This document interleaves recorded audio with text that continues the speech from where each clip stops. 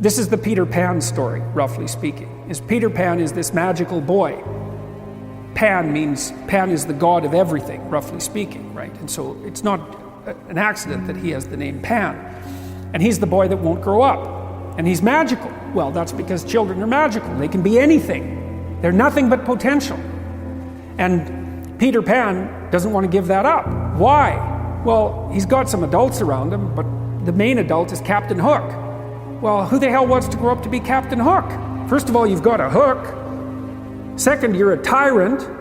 And third, you're chased by the dragon of chaos with a clock in its stomach, right? The crocodile. It's already got a piece of you. Well, that's what happens when you get older. Time has already got a piece of you. And eventually, it's got a taste for you. And eventually, it's going to eat you. And so Hook is so traumatized by that he can't help but be a tyrant. And then Peter Pan looks at traumatized Hook and says, well, no, I'm not sacrificing my childhood for that. So that's fine, except he ends up king of the Lost Boys. In Neverland, well, Neverland doesn't exist, and who the hell wants to be king of the Lost Boys?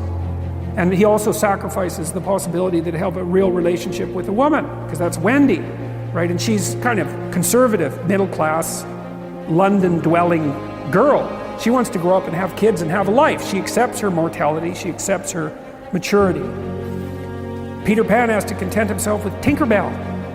She doesn't even exist. She's like the fairy of porn. She doesn't exist. She's the substitute for the real thing. But the dichotomy that you're talking about is very tricky, because there's a sacrificial element in maturation, right? You have to sacrifice the pluripotentiality of childhood for the actuality of a frame.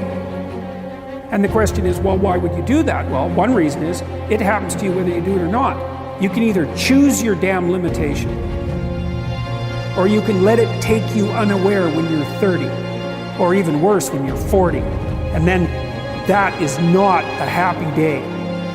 I see people like this, and I think it's more and more common in our culture, because people can put off maturity without suffering an immediate penalty. But all that happens is the penalty accrues, and then when it finally hits, it just wallops you. Because when you're 25, you could be an idiot. It's no problem. Even when you're out in a job search, it's like, well, you don't have any experience and you're kind of clueless. It's, yeah, you're young. It's no problem. That's what young people are like, but they're full of potential. Okay, well, now you're the same person at 30. It's like people aren't so thrilled about you at that point. It's like, what the hell have you been doing for the last 10 years? Well, I'm just as clueless as I was when I was 22. It's, yeah, but you're not 22. You're an old infant, right? And that's an ugly thing, an old infant. So, part of the reason you choose your damn sacrifice, because the sacrifice is inevitable, but at least you get to choose it. And then there's something that's even more complex than that, in some sense, is that the problem with being a child is that all you are is potential, and it's really low resolution. You could be anything, but you're not anything. So then you go and you adopt an apprenticeship, roughly speaking, and then you become something. And when you're something, that makes the world open up to you again. Like if you're a really good plumber, then you end up being far more than a plumber, right? You end up being a good employer. If you're a really good plumber, well, then you have some employees, you run a business, you train some other people, you enlarge their lives, you're kind of a pillar of the community, you have your family. Once you pass through that narrow training period, which narrows you and constricts you and develops you at the same time, then you can come out the other end with a bunch of new possibility at hand.